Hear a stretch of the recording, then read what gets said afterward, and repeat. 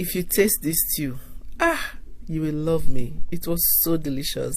Hello everyone, welcome back. I hope you're doing well. So to begin, I am going to wash the peppers. I have some red bell pepper, scotch bonnet pepper, tomatoes, and lots of onion. So I like to use a lot of onion for my stew. I find that it makes my stew really delicious and tasty. I also like to add some red bell pepper and some scotch bonnet pepper. Always add the scotch bonnet pepper according to your preference. As much as you can tolerate, use it. So now I have added some salt. I'm going to wash the peppers and tomatoes really well, cut them open, take out the seed from the red bell peppers, and then cut it into a pot because I am going to parboil this. This method is going to reduce our cooking time in half and give us a thick stew even without using tomato paste.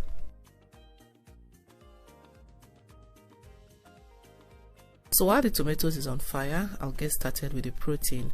Today I'm using assorted meat, which is shaki, pomo, liver, and beef, which I'll add later. So to begin, I like to parboil this first. What I do is I add them into a pot, add lots of water, and cover so it can come to a rolling boil. A few minutes later, this is what our pepper mix is looking like. So I am going to give this a quick stir. You can see it has a lot of liquid in there already.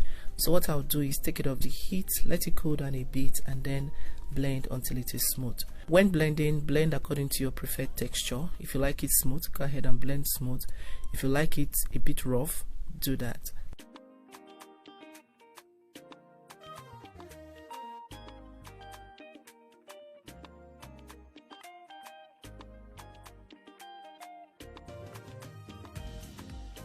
For the last batch, I added some garlic and ginger and blended. At this point, the meat is boiling, so now I'll pour it through a sieve and just rinse it with tap water.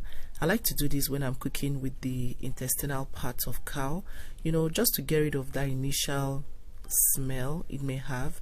But don't parboil for too long so you don't drain out all the flavor from the meat.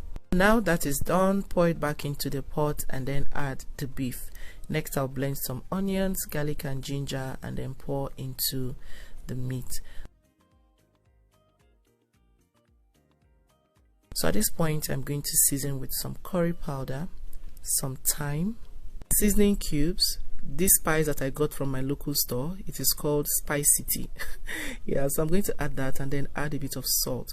Stir this around and then cover for it to steam cook for about 10 minutes.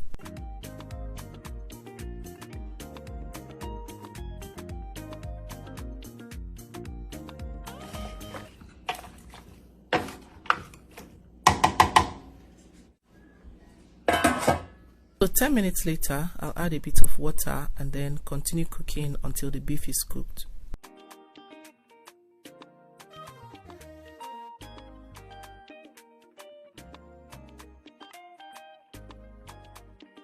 The beef and the liver is cooked now, but the cow skin and the cow tripe is still hard.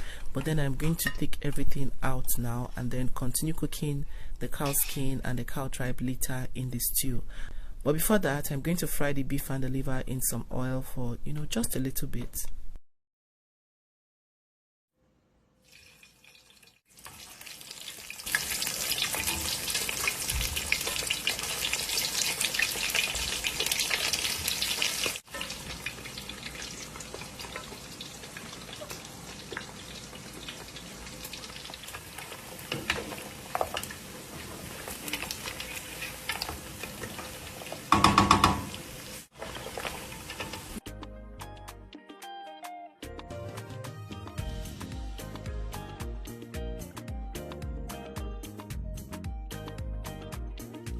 At this point, I have chopped up some onions off camera as well. I have about 2 large onions here. So I am going to fry this in a hot oil until it becomes translucent. You want to really fry the onions so it releases all of that beautiful aroma into the oil.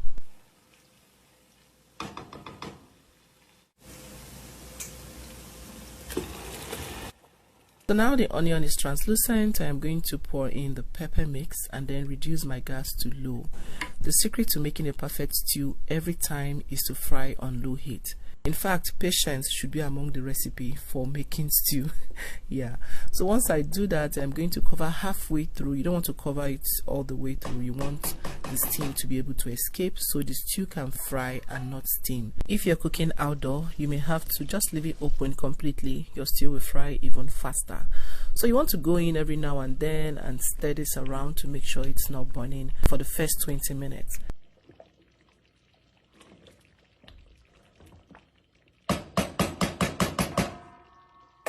"20 minutes into frying, I am going to now add the shaki and the pomo.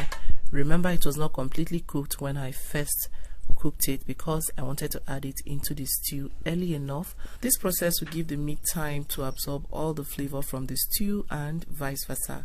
So I'm going to give this a quick stir, add a bit of seasoning cubes and the meat stock.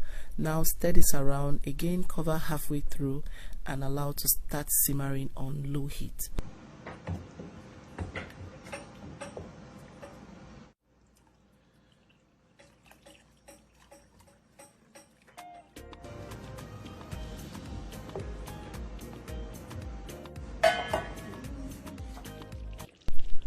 Again, keep checking and stirring so it doesn't burn. Like I said, do this on medium-low heat. But if you don't have the patience, go ahead, increase your burner.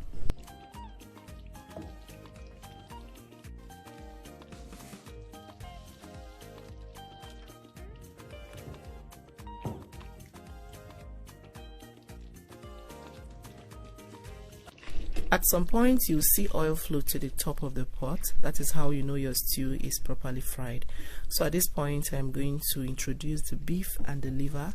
Give this a quick stir and then allow this to, simmer for another 10 minutes before taking it off the heat.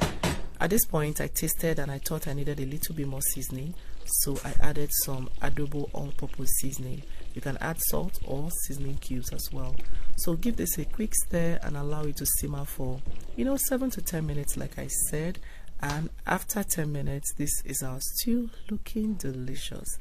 Like I said, you will love this recipe. Try it out and send me your pictures on Instagram at joyfulcook_. See you in my next one. Bye.